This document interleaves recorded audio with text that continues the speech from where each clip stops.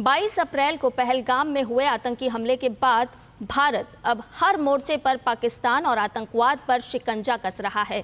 इसी कड़ी में भारत की तरफ से दुनिया के अलग अलग देशों में जा रहे डेलीगेशन ऑपरेशन सिंदूर और पाकिस्तान प्रायोजित आतंकवाद को लेकर जानकारी दे रहे हैं और पाकिस्तान को बेनकाब कर रहे हैं। भारत का साफ तौर पर कहना है कि आतंकवाद के खिलाफ उसके जीरो टॉलरेंस की नीति का संदेश सशक्त तरीके से दुनिया तक पहुंचाना है।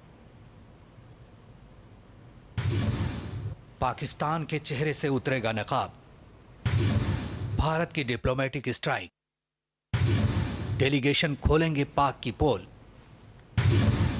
भारत का स्पष्ट और सख्त संदेश, आतंकवाद के खिलाफ जीरो टॉलरेंस।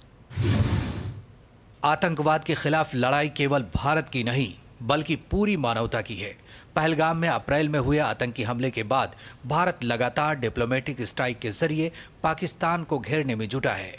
वैश्विक छवि को सुदृढ़ करने और अंतर्राष्ट्रीय समर्थन जुटाने की रणनीति का हिस्सा है। रूस दौरे पर पहुंचे डीएमके सांसद कनिमोझी वाले सर्वदलीय प्रतिनिधिमंडल ने भारत का संदेश स्पष्ट तरीके से रखा। दल की अध्यक्ष कनिमोझी ने साफ कहा कि भारत के पास जवाब देने के अलावा कोई विकल्प नहीं था, लेकिन जब भारत ने जवाब दिया तो पूरी जिम्मेदारी से जवाब दिया। India is very clear that we will not come to the table for peace talks, and when we have our peace talks, Pakistan cannot continue attacking us shrouded in terrorism and cover themselves saying that we have nothing to do with it and these are terrorist groups. Pakistan को बेनकाब करने की मुहिम में जुटे भाजपा सांसद बैजयंत पांडा के नेतृत्व में सर्वदलीय प्रतिनिधिमंडल 4 देशों की यात्रा के पहले चरण में बहरीन पहुंचा। ये डेलीगेशन बहरीन, कुवैत, सऊदी अरब और अल्जीरिया की महत्वपूर्ण यात्रा के जरिए वैश्विक मंच पर भारत के आतंकवाद विरोधी रुख को स्पष्ट करेगा और अंतर्राष्ट्रीय समुदाय से समर्थन जुटाने का प्रयास करेगा।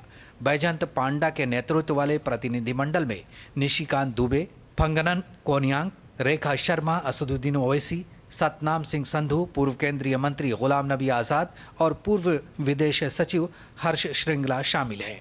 रवाना होने से पहले दल ने यह साफ तौर पर कहा कि आतंकवाद के लिए भारत का जीरो टॉलरेंस का संदेश सशक्त तरीके से दुनिया तक पहुंचाना है। आदरणीय प्रधानमंत्री जी ने जिस तरह के रिलेशनशिप्स बनाए हैं पूरे दुनिया भर, उसका भी हमें बहुत फ़ायदा मिल रहा है। एक के बाद एक विभिन्न देशों ने हमारे समर्थन कर रहे हैं, भारत के पक्ष में बोल रहे हैं। पिछले कई बरसों से आप और हम जानते हैं कि हमारे पड़ोसी देश पाकिस्तान अपने ही मुल्क से टेररिस्ट कैंप्स को चलाता है, उसकी सरपरस्ती करता है, उसको सपोर्ट करता है और फिर ये लोग हमारे मुल्क में आकर यहाँ पर टेररिस्ट एक्टिविटीज़ करते हैं। तो इन्हीं चीज़ों को हम इन 4 कंट्रीज़ में जाएंगे उनके सामने रखेंगे। पाकिस्तान आर्मी की ब्रिगेड हैं ये आतंकवादी। पाकिस्तान आर्मी की सरपरस्ती में ट्रेनिंग होती है। पाकिस्तान आर्मी इनको हर तरह की सहूलत देती है और इसमें ये भी चीज़ें सामने आई कि पाकिस्तान के आर्मी के कुछ लोग भी इसमें शामिल होते हैं आतंकवादी कार्रवाइयों में।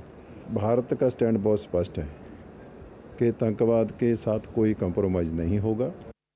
पाकिस्तान को बेनकाब करने के लिए कांग्रेस सांसद शशि थरूर के नेतृत्व वाला सर्वदलीय प्रतिनिधिमंडल भी 5 देशों के लिए रवाना हुआ। ये दल सबसे पहले गुयाना जाएगा।